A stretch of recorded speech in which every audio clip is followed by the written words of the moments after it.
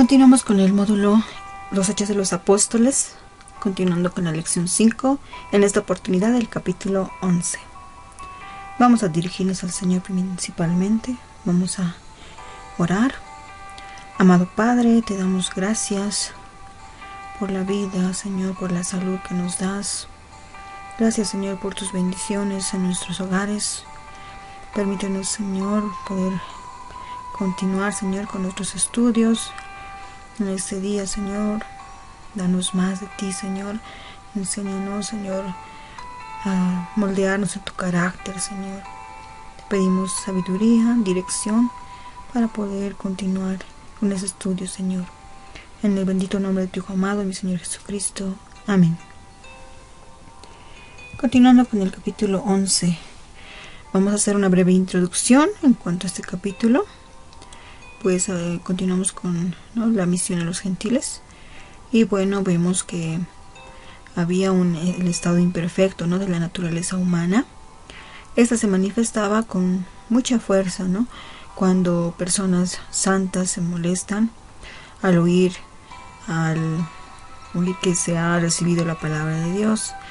Vemos que algunos les confronta tal vez, muchas veces, a veces las palabras, entre hermanos. De esa manera comenzamos y vemos la respuesta de la iglesia en Hechos de los Apóstoles, capítulo 11, versos 1 al 18. Vemos que oyeron, dice, los apóstoles y los hermanos que estaban en Judea, que también los gentiles habían recibido la palabra de Dios. Recordemos que en la anterior lección habíamos dicho, que Pedro había ido a la casa de Cornelio y entonces le había predicado, y varios gentiles se habían convertido también y habían recibido el Espíritu Santo. Esto dice que no era del agrado, de algunos, y estaban molestos, pero sin embargo Pedro les hace mención, y también les confronta, que Dios en su voluntad, y su soberanía, Él decide, a quién salvar, y tanto judíos como gentiles pues estaban, prestos a recibir la salvación. Después, continuando con la respuesta de la iglesia, vemos que cuando Pedro, dice que subió a Jerusalén, disputaban, con él los que eran de la circuncisión, diciendo: ¿por qué has entrado en casa de hombres incircuncisos y has comido con ellos? Se refería, a la visita que él había hecho a Cornelio. Después, ¿qué sucede? La objeción, de los miembros de la iglesia en Judea es que Pedro no haya entrado en el hogar de los gentiles y haya comido con ellos. Los judíos evitaban visitar a los gentiles. Sabemos que ambos no tenían buen concepto, ya que los consideraban personas tal vez inmundas, que no podían ser santas. Entonces los judíos hacían esa acepción de personas, y también evitaban, dice, visitar a los gentiles por temor tal vez a hacerse ceremonialmente inmundos. Ese era principalmente el temor que ellos tenían, pensaban que podían contaminarse de alguna manera, y por eso es que no querían juntarse con ellos. Luego vemos la explicación que hace Pedro en cuanto a este tema. Entonces dice que comenzó Pedro a contarles por orden lo sucedido, y Pedro, en su defensa, ¿qué es lo que dice? Pues empieza, dice, a contar desde el momento de su visión en Jope. No olvidemos que Dios le había dado le había enviado una visión en la cual le pedía que vaya a predicar también a los gentiles. Entonces no le es difícil hacerlo. ¿Por qué? Bueno, él sabe que Dios mismo le ha mandado mediante la visión de proclamar el Evangelio de Cristo a los gentiles.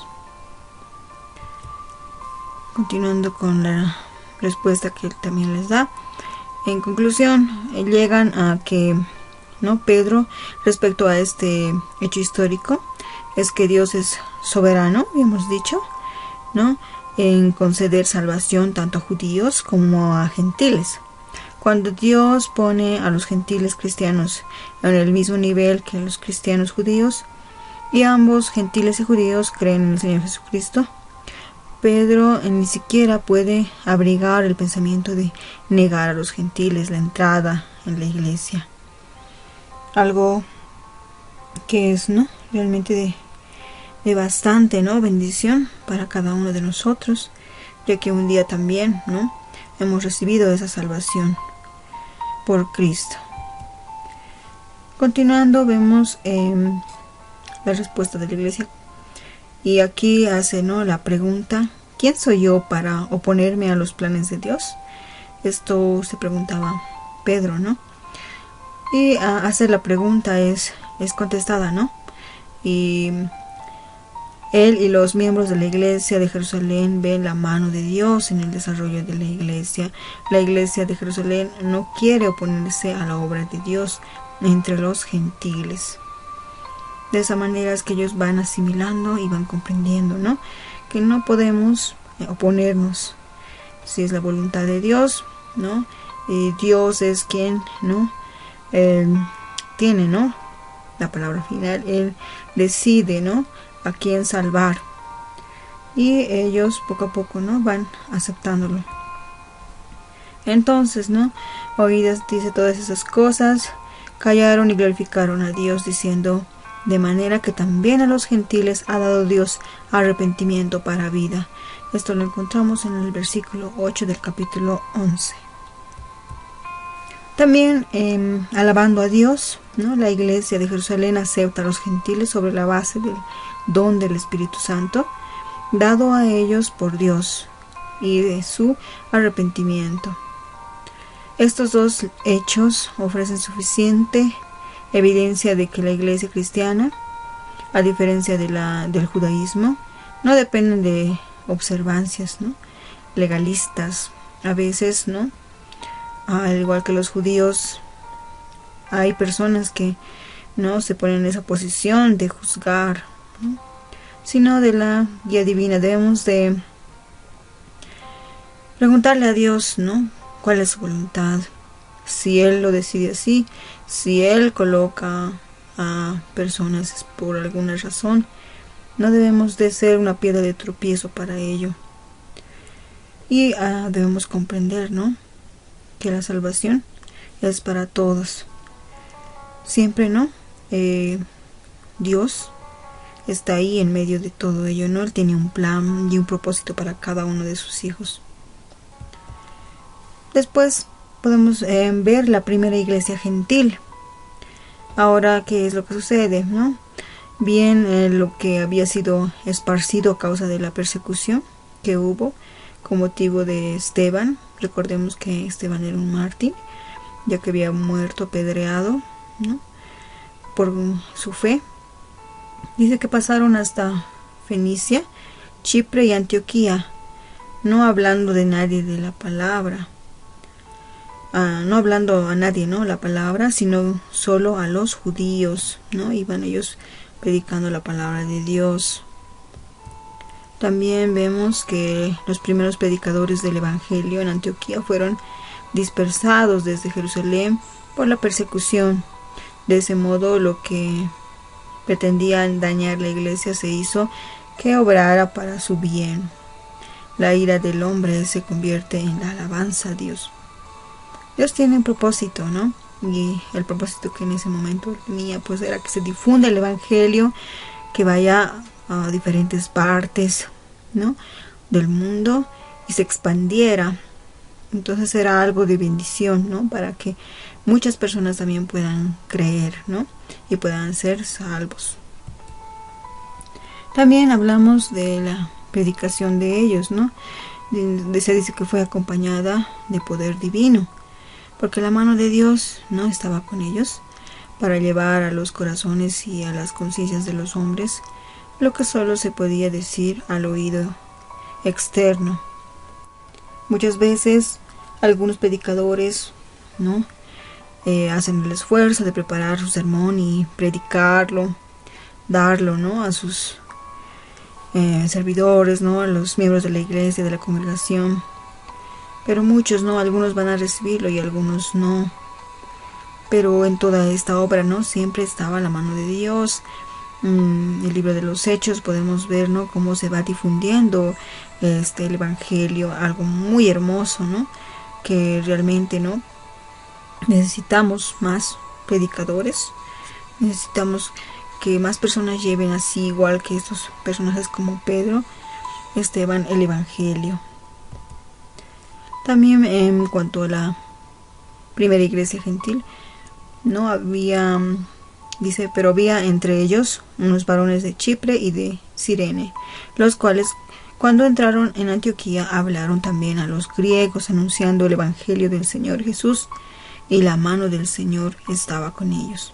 Y gran número creyó y se convirtió al Señor, ¿no? Entonces acá, ¿no?, podemos ver que hubo una conversión, ¿no?, principalmente en Antioquía, ¿no?, donde bastantes personas se convirtieron y creyeron en el Señor Jesucristo. Continuando, llegó la noticia de estas cosas a los oídos de la iglesia que estaba en Jerusalén, y enviaron a Bernabé que fuese hasta Antioquía. Cuando llegó y vio la gracia de Dios, se regocijó y exhortó a todos a que con propósito de corazón permaneciesen fieles al Señor, porque era varón bueno y lleno del Espíritu Santo y de fe, y una gran multitud fue agregada al Señor.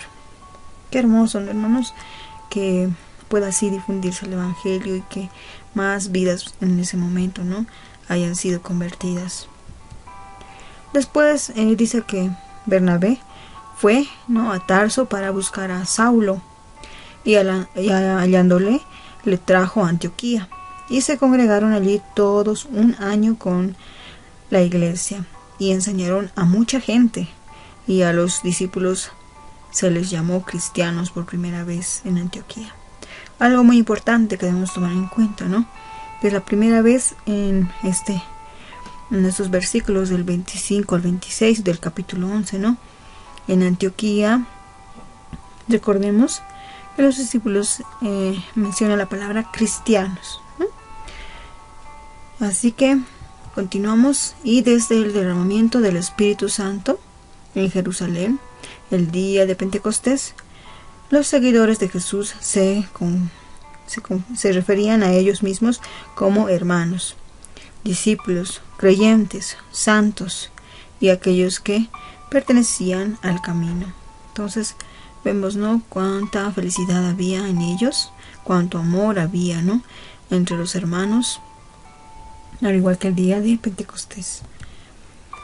Entramos ahora a la primera iglesia gentil. Lo encontramos en los versos 19 al 26, ¿no?, y podemos ahí observar, ¿no?, cómo era el primer viaje: Antioquía de Pisidia, ¿no?, y Listra, donde tenían que hacer su primer viaje misionero. El nombre cristianos fue usado por primera vez en Antioquía, algo que les había dicho que debemos tomar muy en cuenta, no olvidemos, ya que es muy importante, ¿no?, en el ambiente multinacional de aquella ciudad, ¿no? Entonces no olvidemos que en Antioquía la primera vez que se mencionó la palabra cristianos, ¿no?, fue ahí. También vemos la ayuda a los hambrientos que se envía a Jerusalén, ¿no?, en los versos 27 al 30.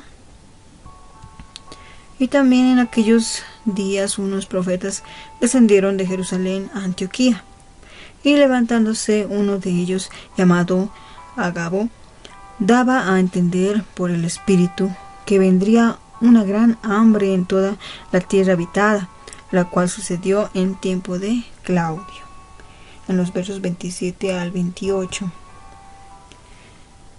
Vemos otro punto importante, la ayuda a los hambrientos, ¿no? Entonces los discípulos, cada uno conforme a lo que tenía, determinaron enviar socorro a los hermanos que habitaban en Judea, lo cual en efecto hicieron, enviándolo a los ancianos por mano de Bernabé y Saulo. Recordemos que acá reúnen, ¿no?, una cantidad de dinero y es enviada a estos, ¿no?, siervos de Dios, tanto Bernabé como Saulo. Entonces ellos son encargados de poder cumplir, ¿no?, con esta encomienda de llevar socorro a los demás hermanos que habitaban Judea. En cuanto al propósito de la visita a los profetas de Jerusalén, fue informar también a los creyentes de antioqueños de la gran hambre que ocurriría en Judea y la forma desastrosa en que afectaría a los cristianos que vivían en esa región. Vemos en la ayuda a los hambrientos, ¿no?, que se envía a Jerusalén. La iglesia de Antioquía no recibió el mensaje solo como mera información, sino que de inmediato hizo planes para aliviar la necesidad de los creyentes en Judea, ¿no? Ellos rápidamente se movilizaron y comenzaron, ¿no?, a actuar por su cuenta. De esta manera habríamos concluido esta lección, el capítulo 11. Ahora vamos a encomendarnos al Señor. Padre amado, te damos gracias por este día, por esta clase, Señor, del día de hoy. Padre, te pedimos que nos ayudes y nos continúes, Señor, dando este hambre de tu palabra. Permítenos meditar, Señor, en tus santas escrituras, a poder terminar con este libro tan maravilloso, que es el libro de los Hechos. También obra en la vida de cada uno de mis hermanos para que ellos puedan continuar con sus lecturas bíblicas, porque es, Señor, el alimento para cada uno de nuestros espíritus, Señor. Gracias te damos en el bendito nombre de tu Hijo amado, mi Señor Jesucristo. Amén.